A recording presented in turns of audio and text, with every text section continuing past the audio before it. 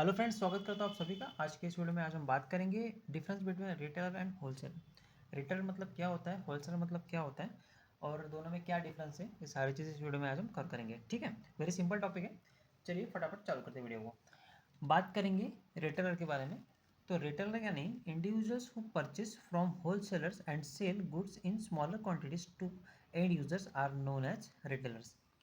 And user यानी customers, ठीक है, जो उसको कंज्यूम करेगा प्रोडक्ट को, उसे हम कहेंगे एंड यूज़र।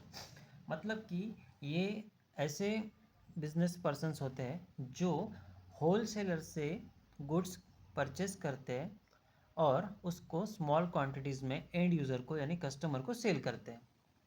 ठीक है, तो ये हो गया रिटेल। मतलब एक बात तो यहाँ पे क्लियर हो गई कि ये स्मॉल अमाउंट में बिजनेस करते हैं और ये परचेस कहाँ से करते हैं, होल सेलर से।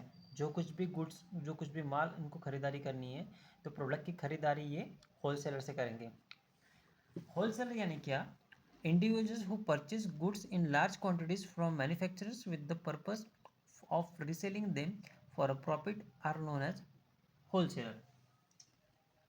यानी कि ये ऐसे बिजनेसमैन होते हैं, ये ऐसे पर्सन्स होते हैं जो डायरेक्टली माल मैन्युफैक्चरर कंपनी से परचेस करते हैं। मतलब जहाँ पे किसी प्रोडक्ट का प्रोडक्शन होता है वहाँ से बल्क क्वांटिटी में ये उसको परचेस करेंगे और उसके बाद परचेस किया हुआ माल ये रीसेल करेंगे किसको, रिटेलर को। मतलब होल सेलर के पास माल कहाँ से आता है, कंपनी से, फिर इनके पास आने के बाद उसको ये रिटेलर को सेल करेंगे।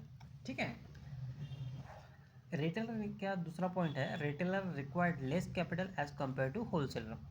बिकॉज क्या होता है, अपने अपने रिक्वायरमेंट के अनुसार रिटेलर माल परचेस करता है होलसेलर से। ठीक है, तो वो उसको स्टोर नहीं करता। उसकी जो रिक्वायरमेंट है, मान लीजिए उसने किसी प्रोडक्ट की 10 क्वांटिटीज़ होलसेलर से ली हुई है।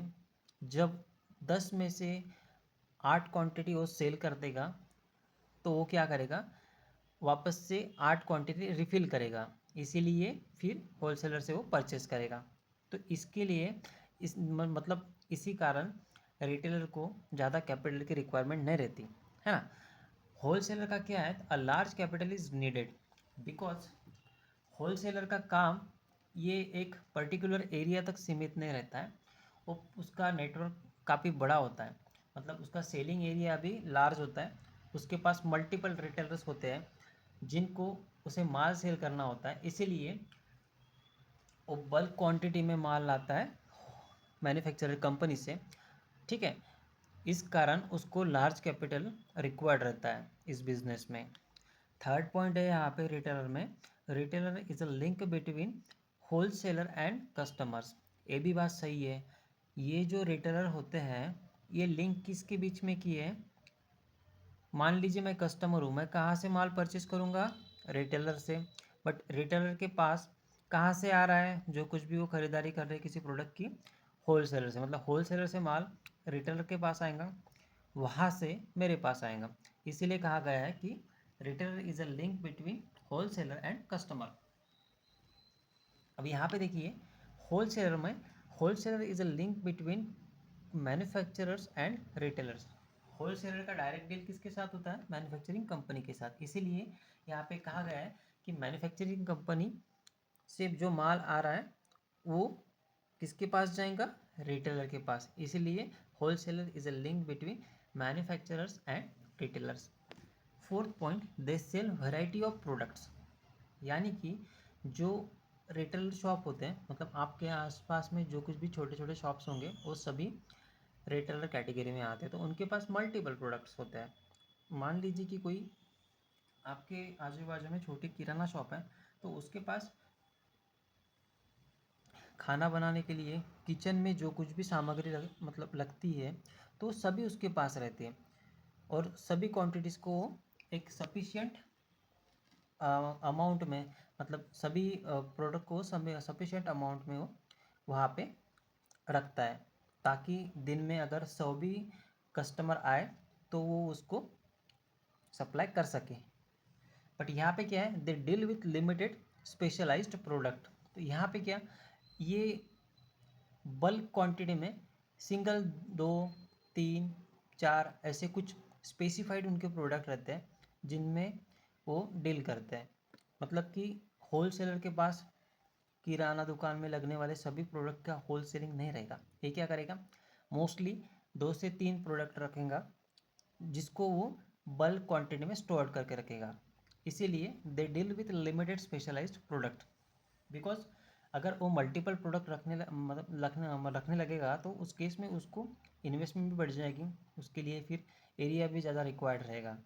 That's why they deal with limited specialised product. Fifth point, retailer do not require large area for storage product. इनको ज़्यादा एरिया की ज़रूरत नहीं पड़ती बिकॉज इनको जैसे जैसे किसी प्रोडक्ट की नीड रहती है उसके अकॉर्डिंग वो इनको ऑर्डर दे देते हैं, इसीलिए इनको स्टोर करने की ज़रूरत नहीं है। But wholesaler required large storage area to stock goods on large scale.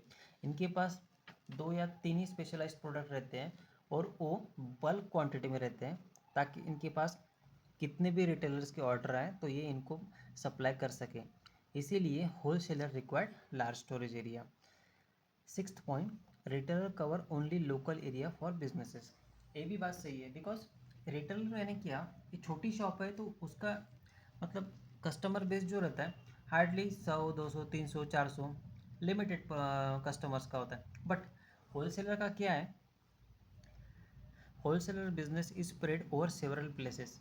Wholesaler सभी होलसेलर नहीं होते हैं, है ना, जो कंपनी से डायरेक्टली माल खरीदते हैं बिकॉज उसके लिए कैपिटल ज़्यादा लगता है। That's why wholesaler business is spread over several places because wholesaler कम होते हैं इसीलिए इनका नेटवर्क बहुत ज़्यादा होता है। तो ये एक सिटी से 2 सिटी, 2 सिटी से 3 सिटी तक भी इनका नेटवर्क बढ़ता है। बिकॉज होलसेलर मतलब जो कंपनी से डायरेक्टली माल खरीदते हैं जिसके कारण फिर उनकी डीलरशिप रहती है, तो कुछ पर्टिकुलर एरिया के लिए सिलेक्टेड ही होलसेलर होते हैं फॉर अ पर्टिकुलर प्रोडक्ट। ठीक है, इसीलिए wholesaler business is spread over a several places. जैसे कि कोई एजेंसी कर लेता है, मैं उनकी बात कर रहा हूँ। In retail business margin of profit is high. जो रिटेल बिजनेस होता है इसमें प्रॉफिट की मार्जिन ज़्यादा होती है। मान लीजिए कि कोई बिस्किट का एक पैकेट होल सेलर से कोई रिटेलर लेता होगा जिसकी MRP है 20 रुपीज़, तो वो रिटेलर को आएंगी कितने में, 10 रुपये में। ठीक है, और वो सेल कितना करेगा, MRP पे 20 रुपीज़। बट होल सेलर को कंपनी से कितने रुपए में आया हो, 9 रुपीज़ में, तो वो खाली 1 रुपये की उस पर मार्जिन रखेगा बिकॉज फिर भी वो प्रॉफिट में रहेगा क्योंकि जो माल वो सेल कर रहा है वो बल्क क्वांटिटी में सेल कर रहा है। मान लीजिए कि 1000 बिस्किट के पैकेट्स किसी रिटेलर ने होलसेलर से खरीदे हैं, तो 1000 पैकेट से वो विद इन 1 डील 1000 रुपीज़ कमा लेगा 1000 पैकेट के ऊपर। तो ये ऐसी स्ट्रैटेजी रहती है होलसेलर की बिजनेस करने की। और रिटेलर की प्रॉफिट ज़्यादा होता है सिंगल प्रोडक्ट पे बिकॉज रिटेलर को मार्जिन ज़्यादा देनी पड़ती है क्योंकि वो स्मॉल क्वांटिटीज़ में किसी कस्टमर को माल सेल करते हैं, है ना। तो ये था difference between retailer and wholesaler. ठीक है, आप वीडियो पॉज करके इसकी नोट्स बनाइए ताकि आप अच्छे से इसको प्रिपेयर कर सकें। ठीक है, वेरी इंपॉर्टेंट टॉपिक है और वेरी इजी भी है। आप 1 या 2 बार इसको पढ़ भी लोगे ना या सुन भी लोगे अच्छे से तो आप एग्जाम्स में लिख सकते हो। ठीक है, वीडियो अच्छी लगी तो लाइक करिए, शेयर करिए, सब्सक्राइब करिए। मिलते हैं नेक्स्ट वीडियो में, तब तक के लिए bye bye. Thank you so much for watching.